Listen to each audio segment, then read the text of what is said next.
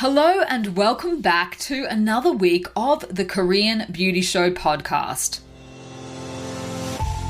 I'm your host, Lauren Lee, founder of Australia's first online Kbeauty store, Style Story, and of course, your guide to all things Korean skincare, Korean makeup, Korean beauty, news, current affairs. We are here to cover it all. We are back for another week, and this is a little bit of an exciting week, and that is because on this Thursday's episode, we will be hitting 100 episodes. So I'm really excited to take a little bit of a walk down memory lane on the Thursday's episode of the podcast for this week. But of course, on Tuesday's episodes, we cover all of the latest news headlines to see what has been happening in the world of K-beauty, as well as answer our questions of the week and then take a look at some of the new releases. So before we jump into all of that, I would just like to remind you guys that we are running a competition this month for February, and it is a podcast review competition.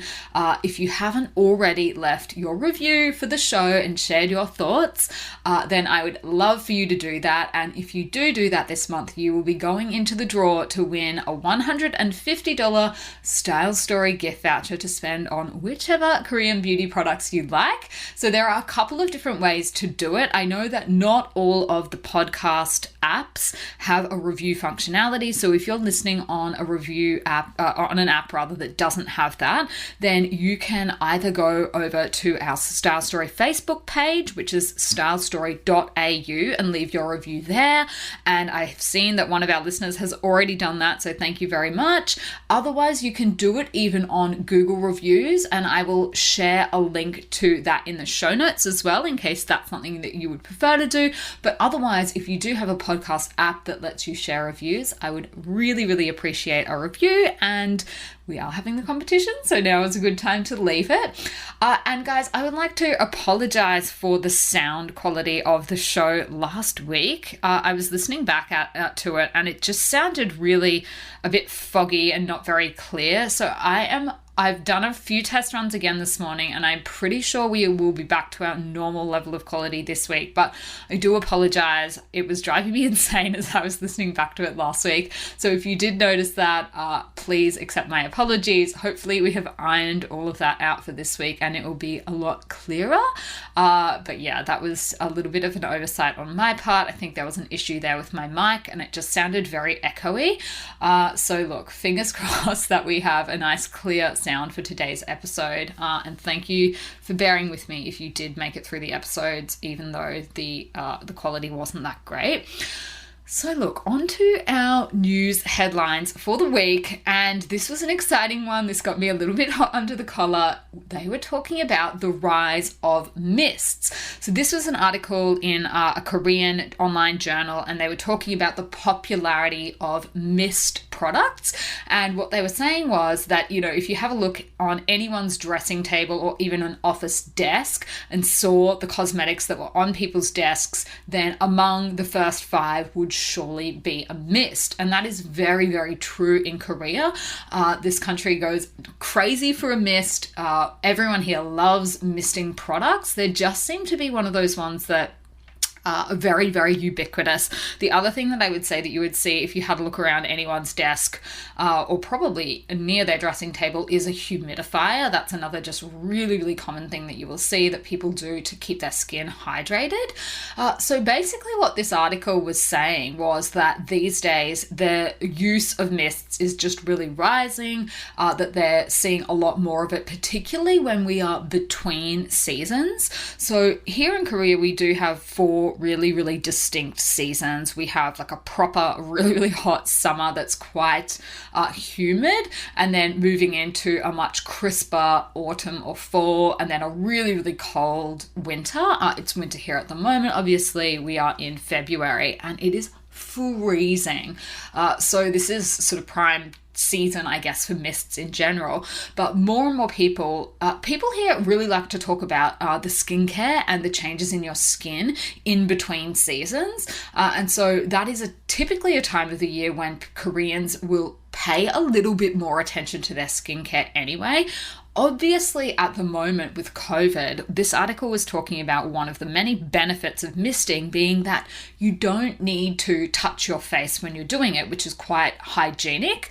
And also you can do it with just one hand. And they were also saying, and this is another reason that I personally love mists, is that because you don't need to use your hands to apply these products, it actually decreases your risk of irritation. So, if you think about the application method for some other things, you're rubbing the face, massaging the face, maybe wiping a pad or a toner, cotton pad or something like that over your face. So that friction in and of itself can be a little bit more sensitizing and irritating to some people. So mist products sort of just eliminate the need for all of that. And what they were saying is that mists in Kbeauty have really evolved, and we're now seeing a whole lot of various functions being added to the product. So maybe back in the day, people were only using these products for, setting their makeup or maybe as a toner substitute. But now we are seeing products come onto the market that have barrier management functionalities. They are moisturizing, they can improve elasticity. So beyond just your typical, advantages of a mist, like supplying moisture, I think the other thing that I see quite commonly when people try particularly a Kbeauty mist for the first time is this what they're supposed to do?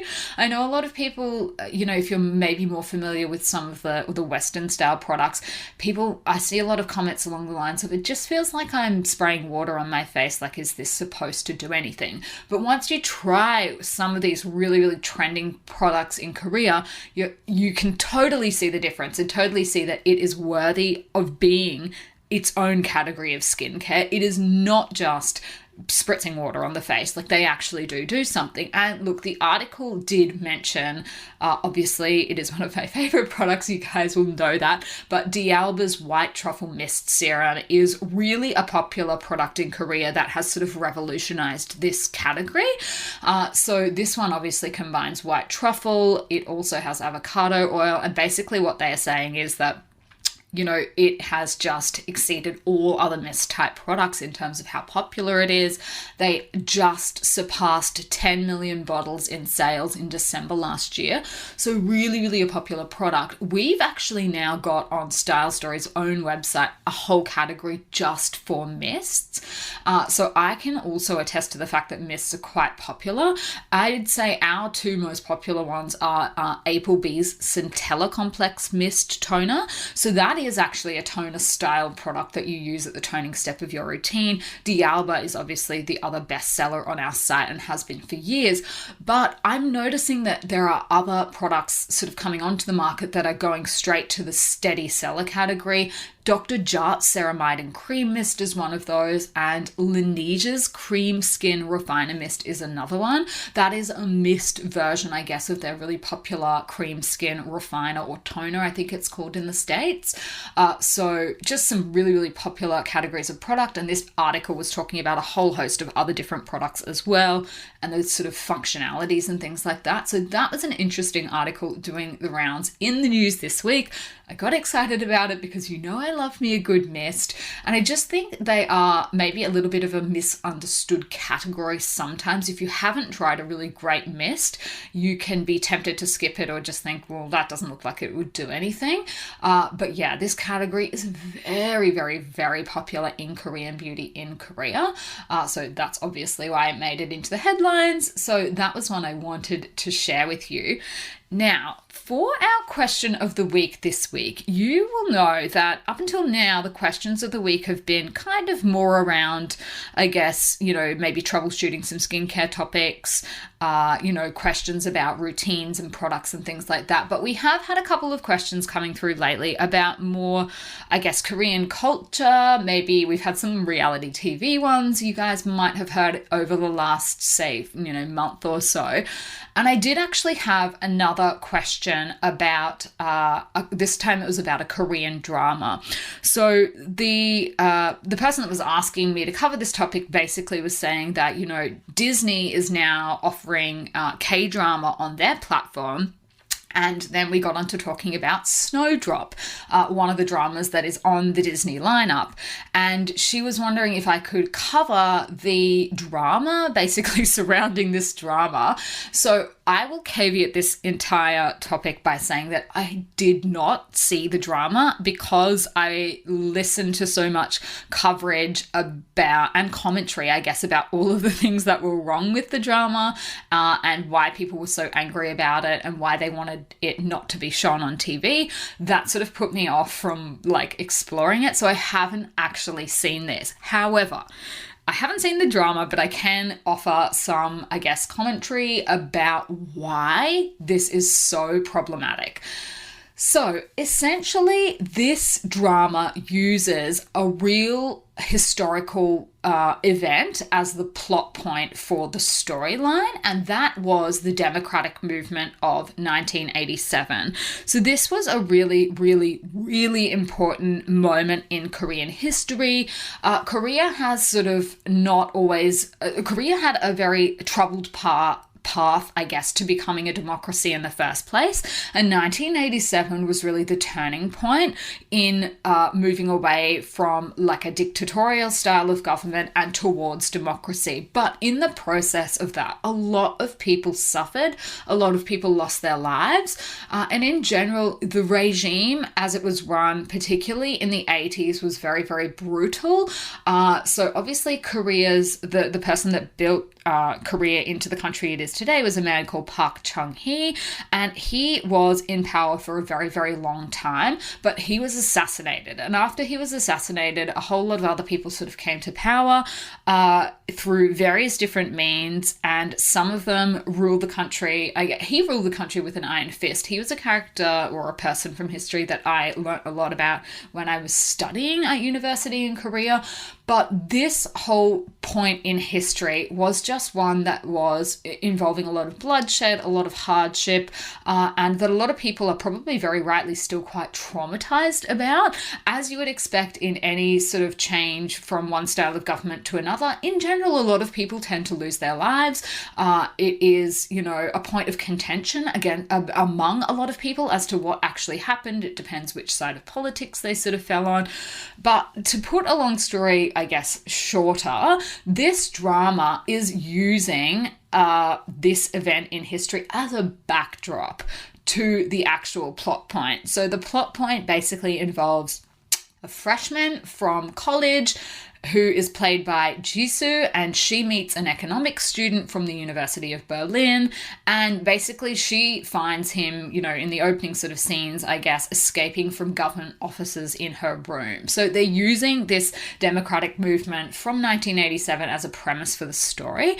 So she thinks he's a protester, and she and her friends help him hide from the government, who are apparently looking for a North Korean spy. They end up falling in love with each other, but look, I don't know if this is a spoiler or not. The drama is already out, but I'm pretty sure what happens... Tune out now if you don't want a spoiler. But he is revealed to be the spy that the government is after. So the Koreans have been up in arms about this drama even from the time that it was being produced. So even last year in March, they the people that were putting together, I guess, a petition to stop the production of the drama managed to get 300,000 signatures from people that were also wanting to stop production of this drama. And that actually is more than the number needed to file a petition with the Korean government, and then they can officially respond to a petition like that within 30 days. So the government did respond because there were over 300,000 signatures, but they said that they weren't going to intervene against the production of the drama, basically because they have to respect the freedom and the independence of the media. So the government decided not to take action, and the drama actually went ahead. And I guess because of that, when it first went to air, a whole sort of new set of controversies sort of came out, and, people are going, this is outrageous. You can't take a story like this and try and turn it into some sort of romantic fantasy. There was an entire Reddit thread on this that I saw, and people were basically being like, what would your reaction be if you saw Netflix doing a series that portrays the Nazis as really likable and glorifies them. Like, it's not, that's kind of what this show is doing. They are profiting from the death of many innocent people who were college students that were protesting in this thing back in 1987. So they were just saying, this is not really an appropriate plot point for a love story. Like, pick something else. This is a really, really distressing part of Korea's history. There was a lot of social unrest at the time. The dictator who was in power was basically jailing students, who were involved in the process. Lots of people got killed. So they were just sort of saying it's not, that's not, you shouldn't be using that or profiting from that as the backdrop of like a romance. Like, that should not be done. So a whole new set of signatures, petition, a new one was started. And look, a lot of the companies that were sponsoring the drama actually pulled their sponsorship. They cancelled it, and they issued basically public apologies saying that they shouldn't have invested in the drama without knowing the details of the plot. Basically it just got a lot of people talking about the appropriateness or not of using this kind of actual period in history as the backdrop for something like this. So I think my understanding is that it's not going to be blocked. I'm pretty sure the controversy has died down somewhat as the drama has sort of gone along, because I think as it went along, it became more about the love story and less about maybe this particular period in history and the things that were going on there. But suffice to say, this has caused a whole lot of controversy, and a lot of Koreans were really wanting to get that message out to people that maybe don't know as much about Korean history, that aren't as familiar with this part of their history, and why people feel so strongly about it, particularly to Western and maybe other Asian audiences that don't know why they were angry about it. So I think that was the reason for all of the petitions. So that was the controversy sort of surrounding it.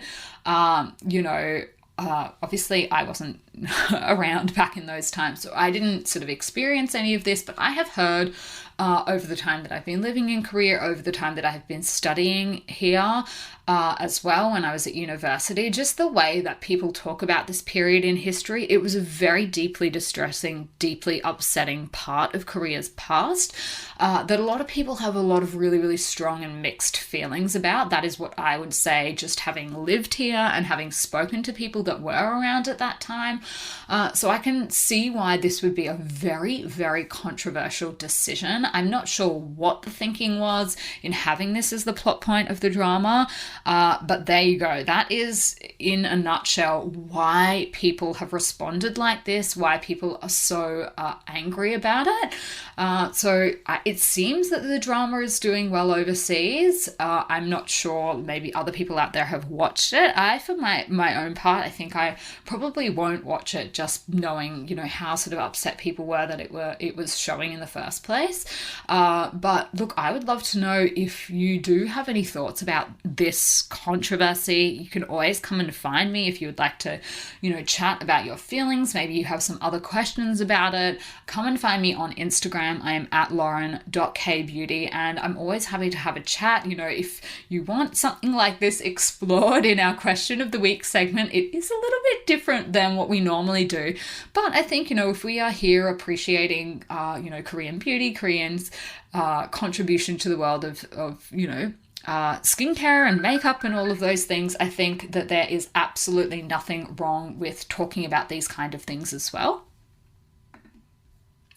So yes, that is where we will leave that for this week, and on to having a bit of a chat about our launches of the week.